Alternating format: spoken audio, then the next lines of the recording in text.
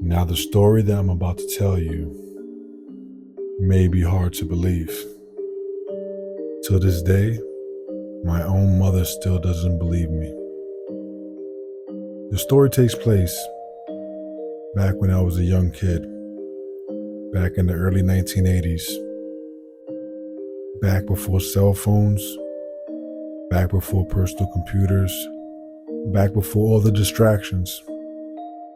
So, when you're a kid, there's always some type of rumor going around. So there was a rumor of a game called Bloody Mary. The rumor went, if you go into your bathroom and you close the lights and you say Bloody Mary into the mirror 3 times, she will appear and scare you. So one night we had some friends over, our next door neighbors, and we were playing that game. And we were scaring ourselves, yelling and laughing like kids do. And my mother had seen what we were doing, and she got upset. She was like, "What are you guys doing?" Because she was religious in some ways. So she's like, "What are you guys doing? What are you guys doing? You can't be doing that. Go home." Told the kids next door to go home. Told me and my sister to go to sleep. So we went to sleep. It was a regular night, nothing happened. It's been a few days now since we played Bloody Mary. Everything's been regular. So one evening, after dinner, me and my sister are playing with our toys, and we use our imagination because the movie Chucky just had came out.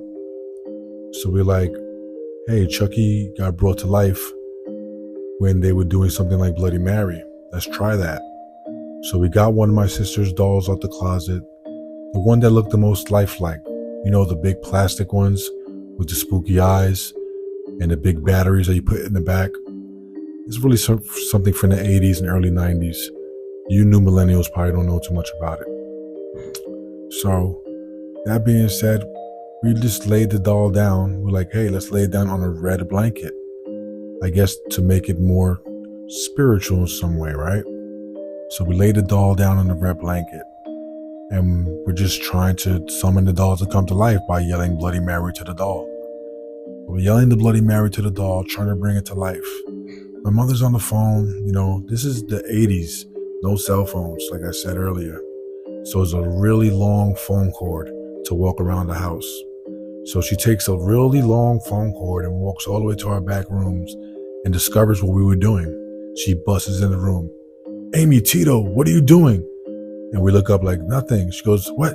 She grabs the doll and tosses it into the closet like, "Go to bed. You can't be doing this stuff. Like, what is wrong with you guys? You guys got to get ready for school tomorrow." So we were like, oh man, we got to get ready for school. So no sweat. Put our toys away. Get ready for bed. Get ready for bed. It's a normal night. Nothing happens. The next morning, we go to school like a normal day. Now, this is the 80s. My mother was working.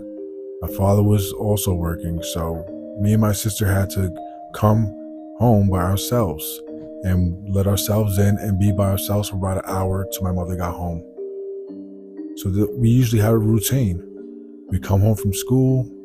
We go get our snacks. We go in front of the TV and we watch after school television, which will be cartoons that were going on at the time. So that day, we enter the house like normal. We get our snacks. We go right to the TV. I believe we still even had our book bags on because we just wanted to watch whatever cartoon that was on at the moment. So we're watching our cartoon. We're really into it. A commercial breaks. So time to take off the book bag. As we take off our book bags and turn around, we see the doll that we previously the night before tried to bring to life, standing there in the doorway between the living room and the hallway. Not blocking our way to the kitchen, but blocking one of the entranceways. So we look at each other like, what? The doll is standing there? Without even saying anything to each other, we run past the doll. We run past the doll, knocking the doll over. The doll falls over like if someone just placed it there, but there was no one in the house but us. We knocked the doll over. We run into our room. We had bunk beds at the time, and we had a lot of stuffed animals on the top bunk bed. So we run into the back room. We jump on top of the top bunk bed. The time we climb on top of the top bunk bed and turn around to look where the doll's at, the doll is already standing in the bedroom. We did not see the doll move. The doll was just standing now in the center of the bedroom. So, my sister screaming, I just took the first stuffed animal I had near me and I tossed it at the doll. Hitting the doll just knocks over like someone stood a doll up, falls right over like nothing. I jumped down and I ripped the doll's head off and I ripped the doll's arms off. My sister was scared when I did that move, and then I just took the doll and I threw it out the window. Mind you, we were living in a 5th floor of an apartment building, so it was a long drop. The doll falls down and you just hear it clunk. Boom, hits the floor. I look out the window and I see it down there. The first thing my sister tells me is, Mom's gonna get mad at you for throwing the doll out the window. And I said, I don't care, the doll came to life. So we couldn't wait till my mother got home to tell her the story. She gets home. Hey guys, Mom, the doll came to life. What? Stop with the bullshit. Mom, I'm telling you, the doll came to life. Look, it's out the window. We threw it out the window.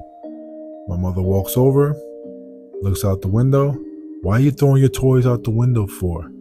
I'm not throwing our toys out the window. I'm telling you, the doll came to life and I had to throw stuffed animal at it and we had to rip the arms off, throw it out the window.